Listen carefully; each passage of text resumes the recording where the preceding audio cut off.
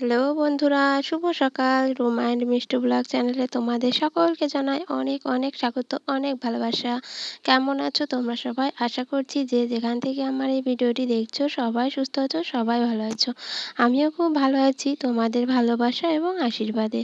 তো চলো, এখন বাজে সকাল 9টা, আর এই 9টার থেকে আমি আমার আজকের ব্লগটি শুরু করছি তোমাদেরকে সঙ্গে নিয়ে। তো তোমরা আমার সাথে থাকো, পাশে থাকো, আর আমার পুরো ভিডিওটি তোমরা দেখতে থাকো। তো চলো, এখন 9টার থেকে দেখো আমি চলে এলাম। আজকে সকালকার বাসি কাজগুলো সব সারা হয়ে গেছে। তো সকালবেলায় 9টার দিকে ভাবছি সব কাজ থাক, তো রান্না বান্নাটা শাশুড়ি মা করছে।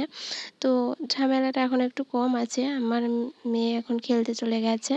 তো সেই জন্য আমি ভাবছি ঘরে কতগুলো বড় বড় মাকড়সার জাল করেছে, তো মাকড়সার জালগুলো আমি একটু টেনে নিচ্ছি। তো দেখো কোথার থেকে মেয়ে আবার চলেও এলো।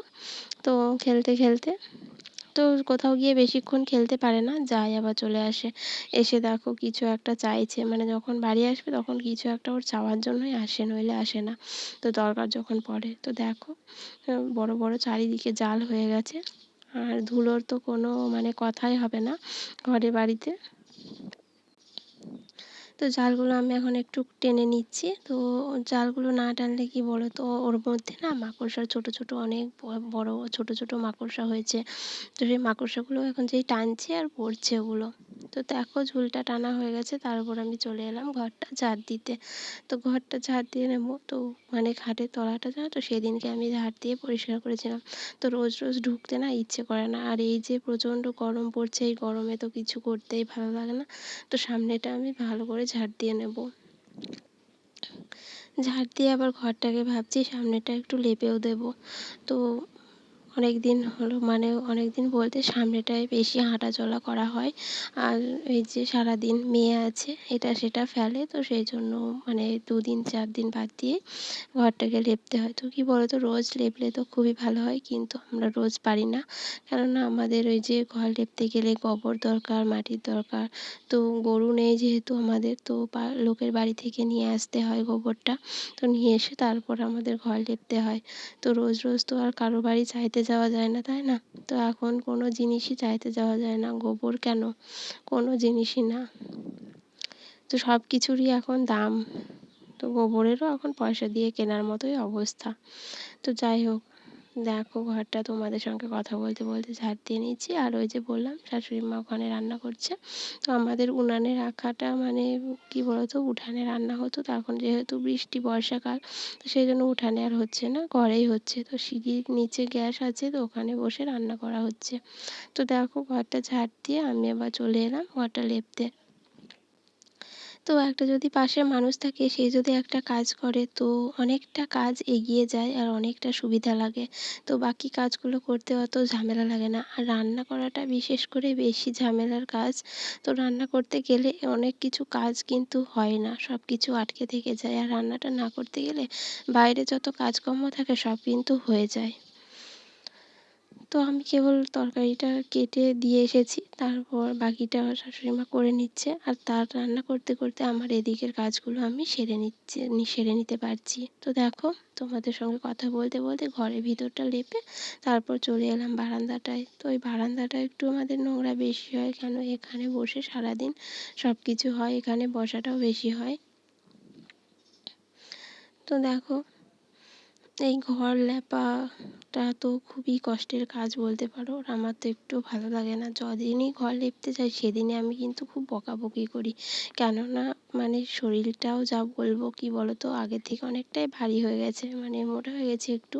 সেই জন্য আর কি কাজ করতে একটু অসুবিধেই হয়।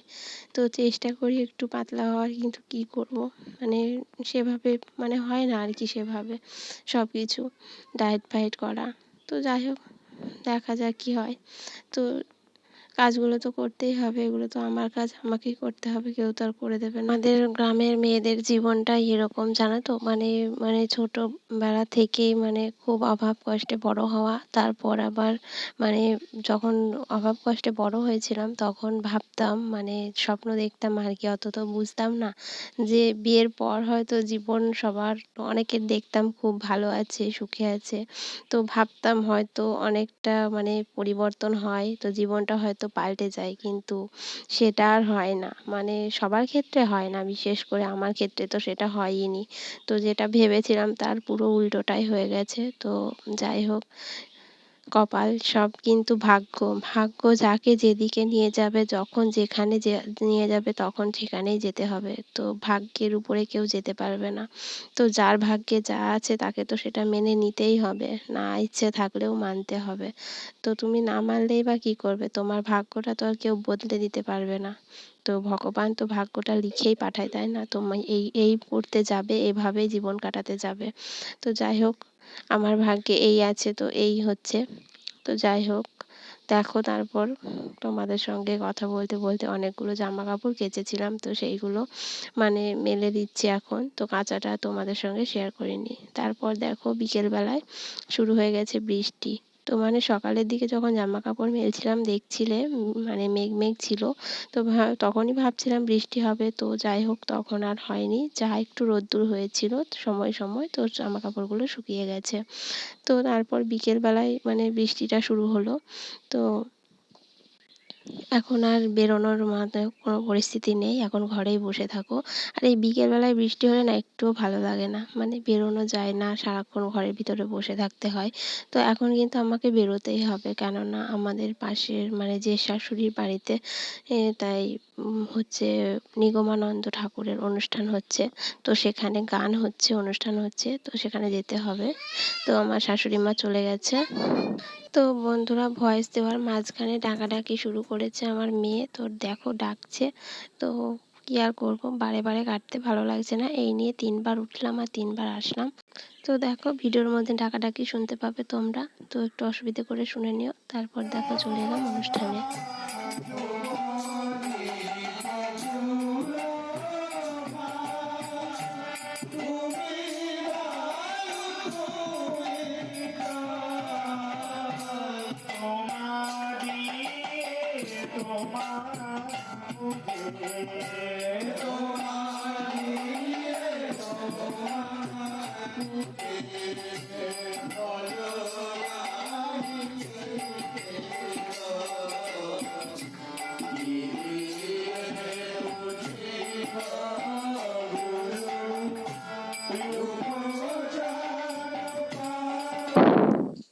তো তোমাদেরকে একটু গান শোনালাম, আমি গান শুনতে গেছিলাম, সেই গান তোমাদের শোনালাম। কেমন লাগলো তোমাদের অবশ্যই কিন্তু কমেন্ট করবে। আর যদি ভিডিওটি ভালো লাগে তো অবশ্যই কিন্তু লাইক করবে, শেয়ার করবে, আর চ্যানেলটিকে কিন্তু অবশ্যই কিন্তু সাবস্ক্রাইব করে নিও। তো আজকের ভিডিওটি বন্ধুরা এ পর্যন্তই, দেখা হবে পরের ভিডিওতে। সবাই ভালো থেকো।